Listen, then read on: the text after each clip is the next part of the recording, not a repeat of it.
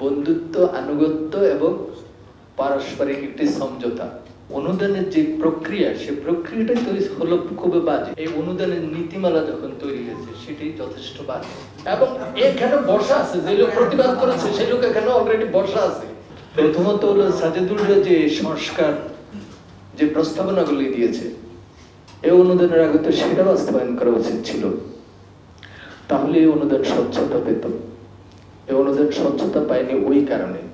আপনি দেখেন যে আমি গত 1.5 বছর আগে অবসরে গিয়েছি। 36 বছরে আমার কর্মজীবন শেষ করে ফিল্ম মার্কেট থেকে। আমি প্রথম থেকে 1977 সালের অনুদানের পর থেকে আমি খুব কনসাস, এমন কোনো বছর নেই যেখানে এখন কারাপশন হয়, তখন কারাপশন হতো না। তখন তো বন্ধুত্ব, আনুগত্য এবং পারস্পরিক একটি সমঝোতা। অনুদানের যে প্রক্রিয়া, সে প্রক্রিয়াটাই তৈরি হলো খুবই বাজে। আজকে আপনাদেরকে বলি, গভর্নমেন্টের এখানের মধ্যে তথ্য মন্ত্রণালয় একজন সচিবের দায়িত্ব পালন করবে। অনুদানের জন্য ঘোষণা করা হবে, স্ক্রিপ্ট বলতে রাশেদ ভাই সহজে বলছে এবং কাইম ভাই যে কথাটা বলছে যে সিনপসিস আর ওনার ডেটাটা দিয়ে দিল, ওটা দেখে সবাই বলতে পারবে, তাই না? স্ক্রিপ্টের কোনো প্রয়োজন নেই। স্ক্রিপ্ট কেন? আপনাদেরকে একটা কথা বলি, এই অনুদানের নীতিমালা যখন তৈরি হয়েছে সেটি যথেষ্ট বাজে। আর ওটা কারা করেছিল?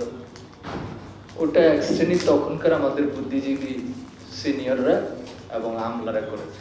আপনি দেখেন ওখানের মধ্যে খুব সাংঘর্ষিক কতগুলি ব্যাপার আছে। চিত্রনাট্য সৃজনশীল ও গতিশীল হতে হবে। এটা কি? আমি স্ক্রিন প্লে করলাম না, খেয়াল করে স্ক্রিন প্লে করলাম না, তাহলে ওটা গতিশীল হয় কি করে? আর চিত্রনাট্য, আপনাদেরকে একটা কথা বলি, আমি নাম বলবো। মন্ত্রণালয়ের একজন ডিপটি সেক্রেটারি, যিনি এই অনুদান কমিটিতে থাকেন এবং মন্ত্রীরা ওকে দায়িত্ব দেয়, সোজা সাপটা কথা হলো কালেকশনে। তো সেই লোক এবারে অনুদানের কমিটিতে ফিচার ফিল্মের ক্ষেত্রে বলেছিল যে মুক্তিযুদ্ধ বিষয়ক কথা আসার পরে বলছিল যে মুক্তিযুদ্ধ বিষয়ক মন্ত্রণালয় প্রয়োজন নেই। আমি নাম কোট করতেছি না, এখানে এক ভদ্রলোক আছেন, তিনি সাথে সাথে প্রতিবাদ করেছেন, তাই আপনি এটা কি বললেন? মুক্তিযুদ্ধ মন্ত্রণালয়ের প্রয়োজন নেই বলতেছেন, আল্লাহর কৃষণ প্রকৃতি নিয়ম। 1.5 মাস পরে উনি মুক্তিযুদ্ধ মন্ত্রণালয়ে বদলি হয়ে গেছেন।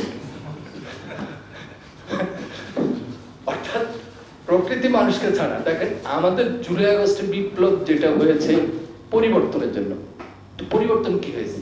কিছুই হয়নি। আপনারা কি জানেন যে আমাদের উপদেষ্টা পরিষদের আমরা একটু ইয়ার মধ্যে থাকি, তাহলে আমাদের জন্য সুবিধা হবে। না না না, এটার সাথে সম্পৃক্ত। আরে ভাই, এটা তো এটার সাথে সম্পৃক্ত। বলেন বলেন। অথচ ভদ্রলোক 9 বছর এই ইয়ের জন্য এই অনুদানের তদবির করছে, টাকা তুলে মন্ত্রীদেরকে দিচ্ছে এই ডিপটি সেক্রেটারি।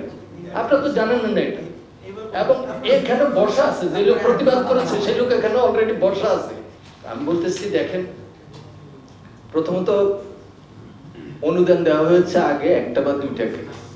আপনি খুব খেয়াল করে দেখেন, এটা আস্তে আস্তে বেড়ে 2টা হয়েছে, 3টা হয়েছে।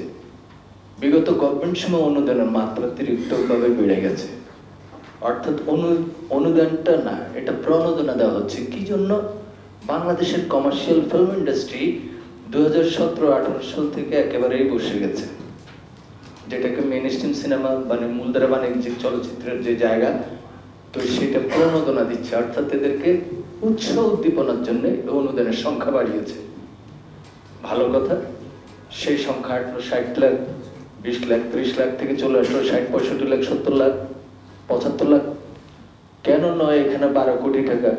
আমার তো যে কোনো জায়গায় আমরা 100 কোটি, 200 কোটি, 150 কোটি টাকার প্রজেক্ট নেই। কেন নয় আমাদের এখানে এই অনুদান বা প্রণোদনা যেটাই বলি 50 কোটি টাকার হতো। 50টা শর্ট ফিল্মকে দিত, 50টা প্রামাণ্য চিত্রকে দিত, 50টা ফিচার ফিল্মকে দিত। তার মধ্যে মেইন স্ট্রিম সিনেমা যেটা কমার্শিয়ালি, ওদেরকে ভাগ করে দেন 10টা বা 15টা। বাকি আমাদের যারা আছে ভিন্ন ধারার, ভিন্ন মানসিকতার, ভিন্ন ধরনের ছবি তৈরি করে তাদেরকে 30টা দেন, তাহলে এইভাবে আসতে পারে। আমি বললাম প্রথমত যে সাজেদুল যেটা বলেছে বা আপনারা যেটা সংস্কার করে দিয়েছিলেন প্রস্তাবনা, সেটা যদি আপনারা প্রথমেই বাস্তবায়ন করে নিতে পারতেন প্রথমে অনুদানের জন্য, তাহলে কিন্তু আজকে এই কথাগুলি হতো না।